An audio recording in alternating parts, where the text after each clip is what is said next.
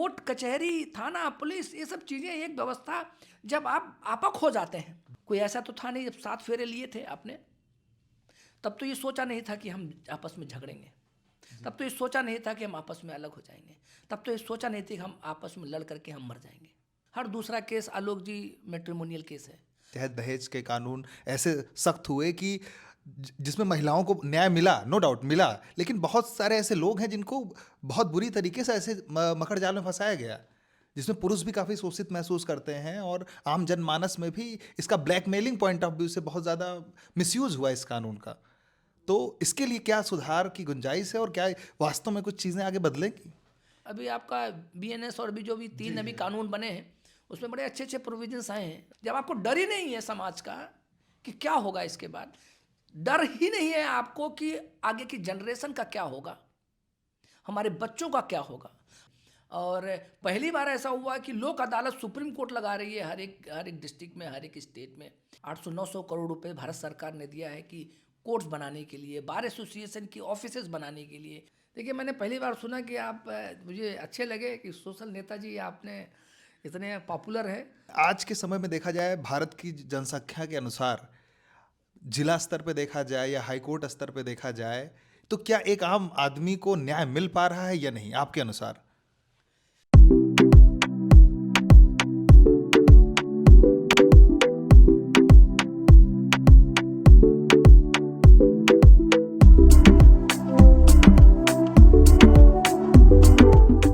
नमस्कार, मैं आलोक सोशल नेताजी से। आज हमारे साथ हैं रोहित पांडे जी, जो कि वरिष्ठ अधिवक्ता हैं सुप्रीम कोर्ट के और सुप्रीम कोर्ट बार एसोसिएशन के कई पदों पे आप रह चुके हैं, पूर्व सचिव भी रह चुके हैं। आपका बहुत बहुत स्वागत है सोशल नेताजी में।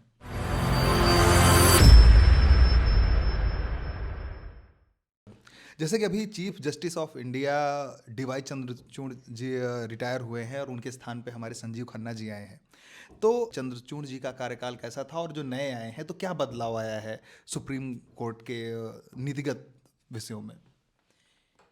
देखिए, सुप्रीम कोर्ट ऑफ इंडिया में एक बहुत बड़ी कोर्ट है, अपेक्स कोर्ट है इंडिया की। अभी जो चीफ जस्टिस ऑफ इंडिया हैं अभी आए हैं और एक बड़ी बड़ी जिम्मेदारी है उनके पास, क्योंकि समय बहुत कम है, 6 महीने रहना है उनको।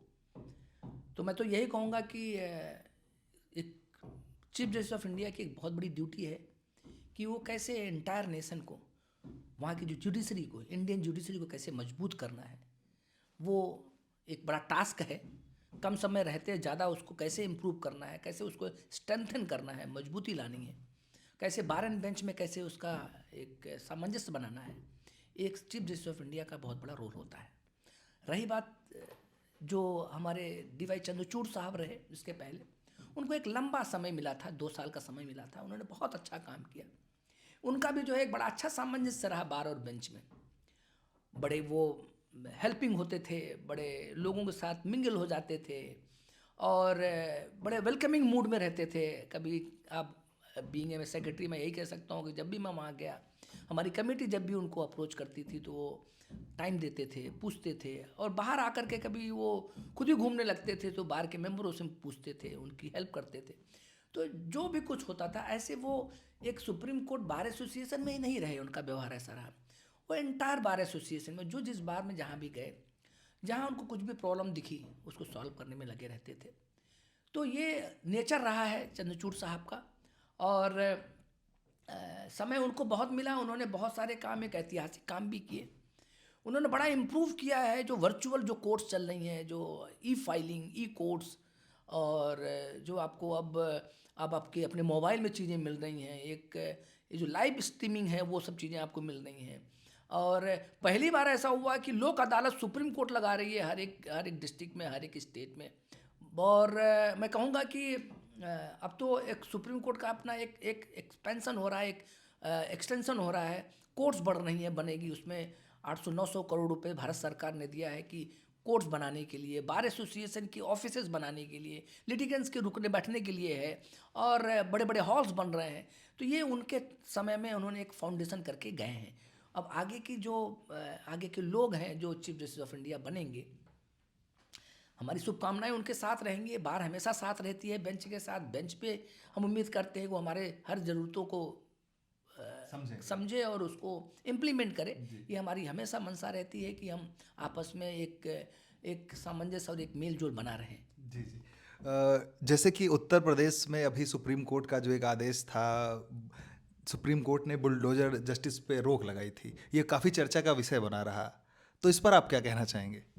देखिए, जब भी कोई ये कह सकते हैं कि सरकार अपनी मनमानी करे या लगे कि कोई ऐसी चीज़ हो रही है जिससे कि एक इम्पैक्ट पड़ रहा है समाज में, लोगों में, तो एक कोर्ट एक उसको ऑब्जर्व करती है। कोर्ट कभी कभी नहीं देखते हैं आलोक जी की सुओ मोटो क्यों ले लेती है, क्योंकि वो उसके पास पावर है कि कोई ऐसा काम जो लोग हमारे तक नहीं पहुंच पा रहे हैं या हम लेकिन हम समाज में वो चीज़ वो इनजस्टिस जो हो रहा है वो देख रहे हैं। कुछ ऐसी चीज़ें जब देखने को मिलता है तो कोर्ट इनिशिएट करती है। कोर्ट जो है एक आदेश पारित करती है, तब तक के लिए रोकती है, सरकार को कुछ जवाब तलब करती है, उनसे पूछती है कि ऐसा क्यों हो रहा है, क्या कानून के रहते हो रहा है, क्या संवैधानिक तरीके से हो रहा है। ये तमाम बातें जो है एक तरीके से कोर्ट के दिमाग में आती है, तो वो सवाल जवाब करती है, तो उसका जवाब जब आता है तभी कोई फैसला लिया जाता है। जी जी। जैसे कि आप काफ़ी लंबे समय से आप अधिवक्ता रहे हैं, तो आपके दौरान जो देश के कुछ राष्ट्रीय मुद्दे हैं जिन पे फैसला आया हो और कुछ आपकी उसमें कुछ यादें हों जो जुड़ी हों कि जिसके लिए आपको लड़ना पड़ा हो, एक फाइट के बाद कोई जस्टिस आया हो, उस पे अगर कुछ आपको याद हो तो आप बता सकते हैं हमारे दर्शकों को। देखिए, अब विमेंस सेफ्टी की अगर बात करें, अभी जो हाल ही में हुआ, अभी जो आपका कोलकाता में हुआ, जो हॉस्पिटल में हुआ, जिससे कि निर्भया के केस के बाद दूसरा ऐसा केस देखने को मिला कि लगा कि अब क्या हो जाएगा। अब ये एडमिनिस्ट्रेशन सब फेल हो चुकी हैं, सरकारें फेल हो चुकी हैं, ना सेंट्रल गवर्नमेंट का कुछ रोल दिखता है, ना कोई सेफ्टी दे पा रहे हैं, आए दिन बलात्कार हो रहे हैं। तो आप ये ऐसे लग रहा था कि अब क्या करें, कहाँ पे जाना है।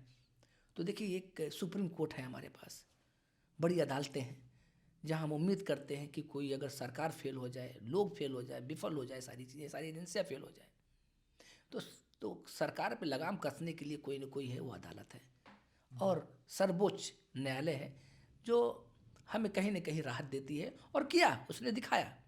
आए दिन हीरिंग होती रही, रेगुलर हीरिंग होती रही, सबको जवाब तलब मांगा, किया, जवाब मांगा।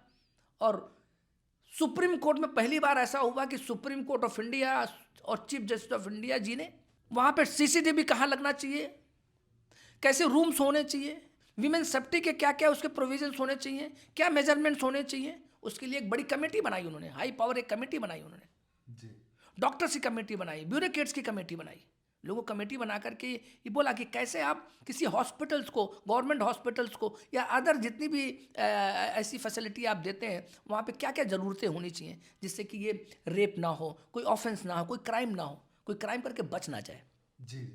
तो ये तमाम ये मुद्दे थे जो सरकार को करनी चाहिए थी।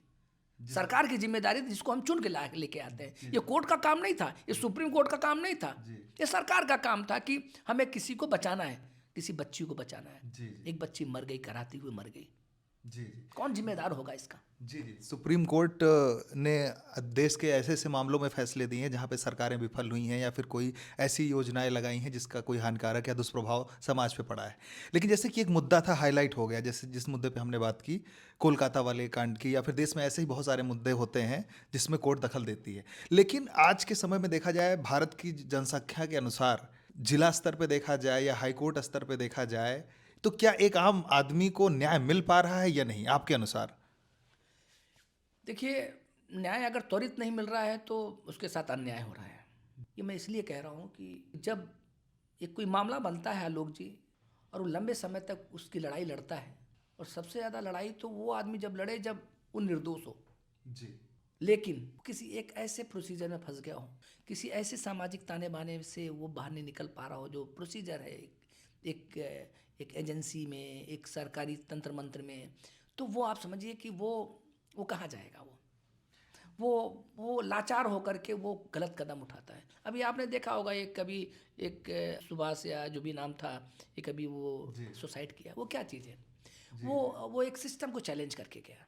जी, सबसे बड़ा प्रश्न था क्योंकि इसका मिसयूज हमने विमेन एम्पावरमेंट के लिए बहुत सारे लॉज ऐसे बनाए, चाहे दहेज के कानून ऐसे सख्त हुए कि जिसमें महिलाओं को न्याय मिला, नो डाउट मिला, लेकिन बहुत सारे ऐसे लोग हैं जिनको बहुत बुरी तरीके से ऐसे मकड़ जाल में फंसाया गया, जिसमें पुरुष भी काफ़ी शोषित महसूस करते हैं और आम जनमानस में भी इसका ब्लैकमेलिंग पॉइंट ऑफ व्यू से बहुत ज़्यादा मिसयूज हुआ इस कानून का। तो इसके लिए क्या सुधार की गुंजाइश है और क्या वास्तव में कुछ चीज़ें आगे बदलेंगी? देखिए वो मैंने आप एग्जाम्पल क्यों लिया उस एक इंसिडेंट का, जी वो पारिवारिक मामला था। जी लेकिन पारिवारिक मामले को कैसे एक आपराधिक मामले में कैसे कन्वर्ट होता है, वो एक सामाजिक जो उसकी वैल्यू होती है, उसकी जो इमेज होती है, उसकी जो रिपुटेशन होती है, कैसे ख़त्म हो जाती है। एक परिवार का झगड़ा कैसे वो रोड पे जाता है, रोड से जा करके वो थाने जाता है, थाने से जाके कोर्ट में जाता है। दोनों पक्षों को न्याय चाहिए होता है उस समय। जी किसको न्याय देना है, किसको न्याय नहीं देना है, ये कोर्ट का काम है। जी लेकिन मामला वो एक दूसरे के बीच की बात है, अंडरस्टैंडिंग की बात है। जी कोई ऐसा तो था नहीं, जब 7 फेरे लिए थे आपने, तब तो ये सोचा नहीं था कि हम आपस में झगड़ेंगे, तब तो ये सोचा नहीं था कि हम आपस में अलग हो जाएंगे, तब तो ये सोचा नहीं था कि हम आपस में लड़ करके हम मर जाएंगे। बाद में ये जो अंडरस्टैंडिंग है, आपस की अंडरस्टैंडिंग है, ये तालमेल आपको खुद बनाना होगा। कोर्ट कचहरी थाना पुलिस ये सब चीज़ें एक व्यवस्था, जब आप आपक हो जाते हैं, जी जब कानूनी चीज़ों को दरकिनार करके साइड करके आप कोई कदम उठाना चाहते हैं, जब सामाजिक डर खत्म हो जाता है आपका, जी जी जब आपका सामाजिक डर खत्म हो गया तो फिर आप जाइए थाने में। जब आपको डर ही नहीं है समाज का कि क्या होगा इसके बाद, डर ही नहीं है आपको कि आगे की जनरेशन का क्या होगा, हमारे बच्चों का क्या होगा, हमारे रिश्तेदारों ने हमें बारे में क्या सोचेगा, समाज के आसपास पड़ोस के लोग क्या सोचेंगे, क्या मैसेज देंगे हम अल्टीमेटली। तो ऐसे ऑफेंस, ऐसे क्राइम होते हैं, ऐसे सुसाइड आपको होते रहेंगे। लेकिन हम तो उन परिवारों से कहेंगे जिन परिवारों में आए दिन झगड़े होते हैं। हर दूसरा केस आलोक जी मैट्रिमोनियल केस है, हर दूसरा केस जो है आपका डोमेस्टिक वायलेंस एक्ट का है, 498A है, मेंटेनेंस मांगने में लोग लगे हैं। कभी तो ये तो अब तो मैं आपको कहूँ नई नई शादियाँ होती हैं, उसमें तो मैं कह सकता हूँ जिनकी शादियाँ 20-20 साल 10-10 साल 15-15 साल 20-20 साल बीतने के बाद भी वो डिवोर्स लेने को तैयार होते हैं। वो क्या मामला है? जी अब इतने साल रहने के बाद बच्चे बड़े हो गए, जवान हो गए, फिर आप कहते हैं कि नहीं आपके घर में आपके कलह है। ये पेशेंस रखने की ज़रूरत है। पेशेंस नहीं रखेंगे, सामाजिक लोग जो हैं वो आपको एक्सेप्ट नहीं करेंगे अगर आप अपना झगड़ा थानों में लेके जाएंगे। जी इसके साथ ही साथ जैसे डोमेस्टिक वायलेंस पे हमने बात की कि ऐसे मुद्दे आते हैं जो पारिवारिक लड़ाइयाँ होती हैं जो कोर्ट कचहरी के चक्कर लोग लगाते हैं, लेकिन इसके साथ एक सबसे बड़ा है जो अभी हाल ही में हमने कहीं पढ़ा था कि ये जो क्रॉस एफआईआर एक जो सबसे बड़ी घटना है जिसमें ब्लैकमेलिंग होती है। कोई घटना होती है, कोई वादी जाता है, अपनी एफआईआर दर्ज कराने जाता है, उसकी एफआईआर दर्ज नहीं की जाती है और गलती से अगर दर्ज भी हो गई, किसी कोई बड़ा मुद्दा है, कोई प्रभावशाली लोग हैं, दर्ज हो जाती है, तो उसके बाद क्रॉस एफआईआर करके दबाव बनाया जाता है और जिसमें फिर बाद में उसको न्याय ना मिल करके फिर वही खरीद फरोख्त और ब्लैकमेलिंग का एक मुद्दा बनता है। तो इसके निराकरण के लिए बड़ी कोर्टें क्या कर रही हैं? मतलब इसमें क्या निराकरण है या वास्तव में इस समस्या से कैसे निजात पाया जा सकता है? देखिए, एक थाना जो है, एक पुलिस की ड्यूटी क्या है कि कोई कंप्लेंट आती है, कोई शिकायत आती है, इसे आता है तो वो क्या करते हैं लोग, एक प्रिलिमिनरी इंक्वायरी होती है जी उसकी वास्तविकता समझने की, क्या ये केस बन सकता है या बनता है कि नहीं बनता है।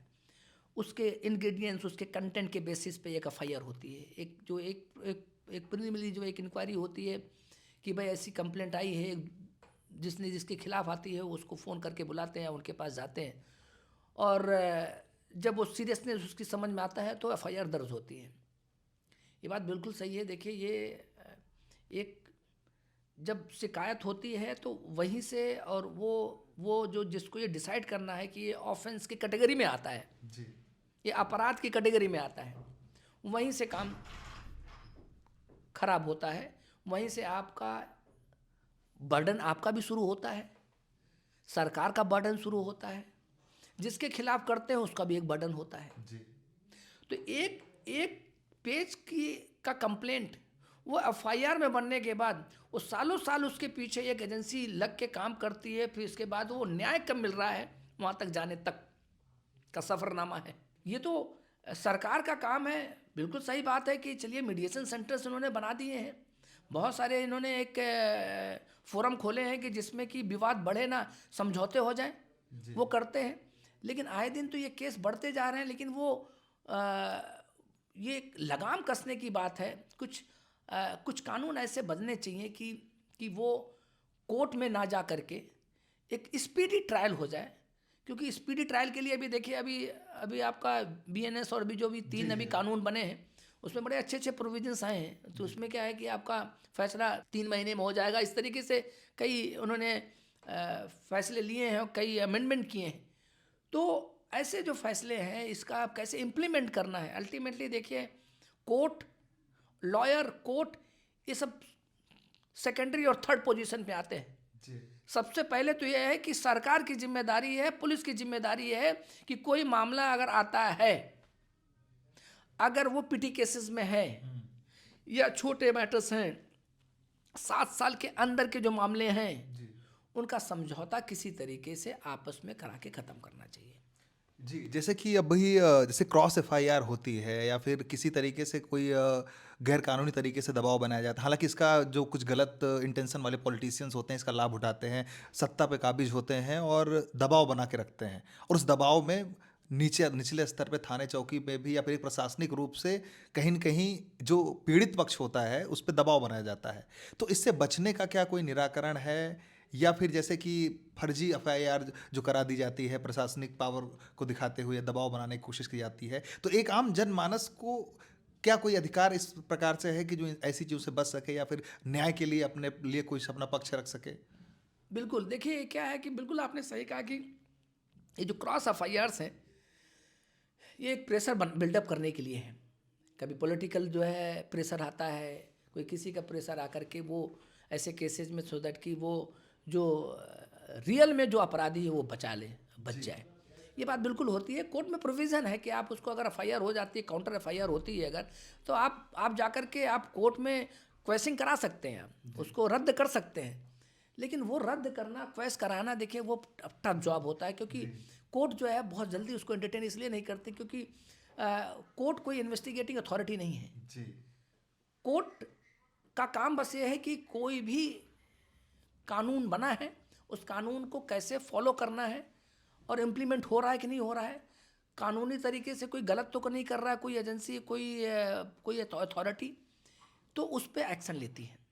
तो इतना तक रोल है। तो आप करने के लिए आपके पास प्रोविजंस हैं, बट अगर पॉलिटिकल मोटिवेटेड केसेस होते हैं या प्रेशर ज़्यादा डला हुआ है या फिर कोई गलत तरीके से कोई फॉल्स एफआईआर्स हैं, तो देखिए इसको एक एजेंसी, सरकार, इसके लिए बहुत ही अडिग होना पड़ेगा और इसके लिए एक उनको स्टैंड लेना पड़ेगा कि ऐसे मामले ना बढ़ें, जिससे कि देखिए मामले बढ़ेंगे तो परिवार ख़राब होता है और समाज ख़राब होता है, और अपराध तो है ही है, वो क्राइम रेट आपका बढ़ेगा ही बढ़ेगा। तो ऐसे मामले निपटाए जा सके, ये कोर्ट का काम तो नहीं है। सबसे पहली जो जिम्मेदारी है, प्राथमिक जो जिम्मेदारी होती है, वो सरकार की है, पुलिस की है। जी, जैसे कि कोर्ट में जो लंबित मामले होते हैं, जैसे हाई कोर्ट के ही मान लीजिए कुछ केसेस के अगर हम रेफरेंस ले लें कि कोई आदमी कंटेम्प्ट ऑफ कोर्ट करता है, मान लीजिए कोर्ट ने कोई आदेश दिया और कोई विपक्ष है, पक्ष विपक्ष है, कोई विपक्ष नहीं मान रहा है, कोर्ट के आदेश की भी अवहेलना करके रिपोर्ट पुलिस द्वारा प्रस्तुत कर दी जाती है, और यहाँ तक कि कोई जिलाधिकारी भी है, उसको मुहर भी लगा रहा है, कागज में तो बात हो रही है लिखित तौर पे कि हम सही कर रहे हैं, ये सही है, लेकिन प्रैक्टिकली तौर पे उसको न्याय नहीं मिल रहा है, और उसके लिए वो कंटेम्प्ट ऑफ कोर्ट करता है कि भैया हाई कोर्ट से माननीय हाई कोर्ट ने आदेश दिया है और इसका परिपालन नहीं हो रहा है। अब उसकी सुनवाई में उसको सालों लग जाते हैं, उसके आदेश का पालन कराने में भी वो भी लाइन में लगा है कि मेरा बस सुन लिया जाए कि आपके आदेश का पालन नहीं हो रहा है। आप ये कह रहे हैं कि किसी आदेश की अगर अवहेलना हुई है और कंटेम्प्ट हुआ है, तो आप कंटेम्प्ट पिटिशन फाइल करते हैं तो वो भी लंबा चलता है, तो इसलिए, और अब फिर कहाँ जाएंगे आप? ये बिल्कुल सही कहा अब आपने। इससे क्या होता है, कोर्ट के आदेश का भय भी एक तरीके से खत्म हो जाता है। आदमी कह देता ठीक है जाओ कोर्ट में 10 साल बाद आना, तब तक तो हम क्या कर लेंगे। देखिए मामले का निपटारा, ये देखिए एक जब कोर्ट चाहती है तो कर सकती है, ऐसी बात नहीं है। किसी मामले को डिले करने का कि सिर्फ एक ही पहलू नहीं है, कई पहलू हैं। जी एक तो एक कोर्ट होती है, जी एक उसमें एक दो लॉयर होते हैं, जी। एक साइड का होता है, एक दूसरी अपोजिट साइड का होता है, एक क्लाइंट होता है, जी और एक एजेंसीज होती हैं जो जिसके जो अथॉरिटी कह सकते हैं आप। इतने लोग इन्वॉल्व होते हैं किसी मैटर्स में। अब इसमें देखना होता है कि किसका क्या इंटरेस्ट है, पेंडिंग करने में या डिस्पोजल करने में, ये भी देखना ज़रूरत है। ये देखेगा कौन? ये कोर्ट देखना है। कोर्ट को समझना पड़ेगा कि किसी मैटर को क्यों कोई अर्जेंट करा रहा है, क्यों तारीख पे तारीख ले रहा है। तो तारीख पे तारीख लेने का क्या रीज़न हो सकता है? क्यों नहीं किसी का जवाब क्यों एक हफ्ते में नहीं आया, किसी का जवाब 2 हफ्ते में क्यों नहीं आया, जवाब आने में क्यों सालों साल लग जा रहे हैं। जी जी तो जो सर्विस कंप्लीट होने वाली बात जहाँ तक आप कह रहे हैं कि कोई मामला ऐसा जब कोर्ट में पेंडिंग होता है तो वो सिर्फ सर्विस कंप्लीट नहीं हुई और सारे पेपर ऑन रिकॉर्ड नहीं आए, उसकी वजह से मामले की का सुनवाई प्रॉपर और फाइनल हियरिंग नहीं हो पा रही है। तो ये जिम्मेदारी देखिए कोर्ट की है। कोर्ट अगर स्ट्रिक्ट हो जाएगी कि इस मामले में अगर देखिए अपॉर्चुनिटी ऑफ हियरिंग देना है, अपॉर्चुनिटी ऑफ हियरिंग आपको देना पड़ेगा। जी जी कोर्ट कोई भी एक पक्ष को सुन के फैसला नहीं करती है, दूसरे को मौका देगी, लेकिन मौके पे मौका, जी तारीख पे तारीख, किसी एक मामले में रिकॉर्ड को मेंटेन करने में, तो इसका मतलब इंटेंशन गलत है।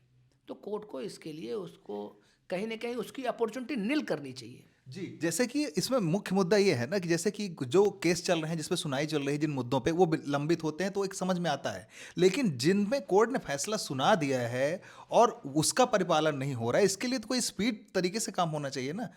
ये मतलब इसके लिए क्या उपाय सुप्रीम कोर्ट कर रही है, क्या दिशा निर्देश है, अगर आप इस पर कुछ प्रकाश डालना चाहें, या फिर क्या संभावनाएं इसके लिए बनती हैं कि कंटेम्प्ट ऑफ कोर्ट का प्रोसीजर फास्ट किया जाना चाहिए, ताकि आपके ही आदेश की धज्जियां उड़ रही हैं जिससे समाज में उसका निगेटिव प्रभाव पड़ रहा है। कोर्ट का जो दबाव प्रभाव होना चाहिए, जो पढ़े लिखे हैं लोग हैं या फिर जो एक आम जनमानस है, समझदार वर्ग है, वो समझता है कि कोर्ट पुलिस प्रशासन, लेकिन कुछ लोग ऐसे हैं कि जिनका पढ़ाई लिखाई से दूर दूर मतलब नहीं है, जिसको कहते हैं ना ठेठ बुद्धि, उनको कोई मतलब ही नहीं है। तो उससे क्या हुआ कि कानून जितना विलंब होगा, न्यायालय जितना विलंब करता है, ऐसे लोगों का, अपराधियों का हौसला बुलंद होता है।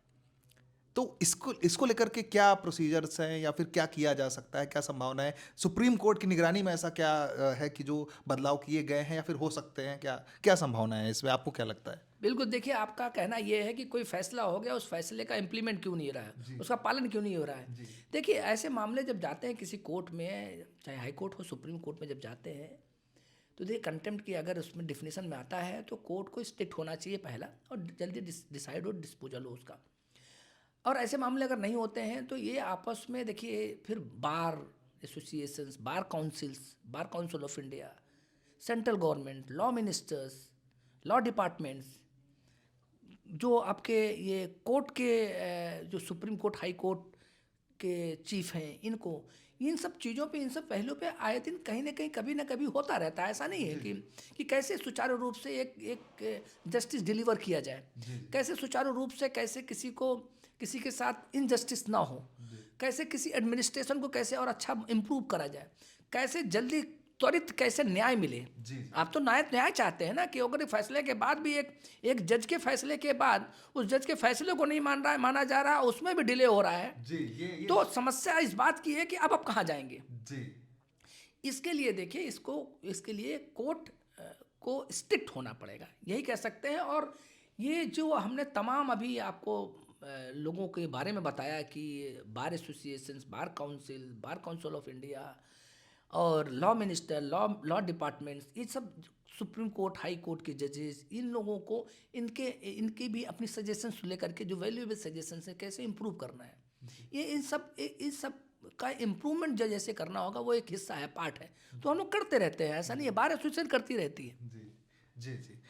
तो आप हमारे चैनल के माध्यम से हमारी ऑडियंस को एक कानूनी पहलू के रूप में क्या कहना चाहेंगे, उनकी सतर्कता के लिए, या फिर अपने हिसाब से आप जो भी कहना चाहें? देखिए मैंने पहली बार सुना कि आप, मुझे अच्छे लगे कि सोशल नेताजी आपने इतने पॉपुलर हैं, हम ही आपको देख नहीं पाई, ये हमारी गलती है। लेकिन मैं आपको शुभकामनाएं देता हूं और आपके दर्शकों को भी देता हूं, ये कहता हूं कानून के जानकार बनो। कानून की जानकारी होगी तो क्राइम नहीं होगा और खुद भी क्राइम नहीं करेंगे और इस समाज में क्राइम करने वालों को रोकेंगे। यही मेरा संदेश होगा कि जानकार बनिए कानून के। जी, जी। हमसे जुड़ने के लिए आपका बहुत-बहुत धन्यवाद। नमस्कार आलोक जी। जी, आगे की और भी खबरों के लिए हमारे साथ जुड़े रहें और देखते रहें सोशल नेता जी।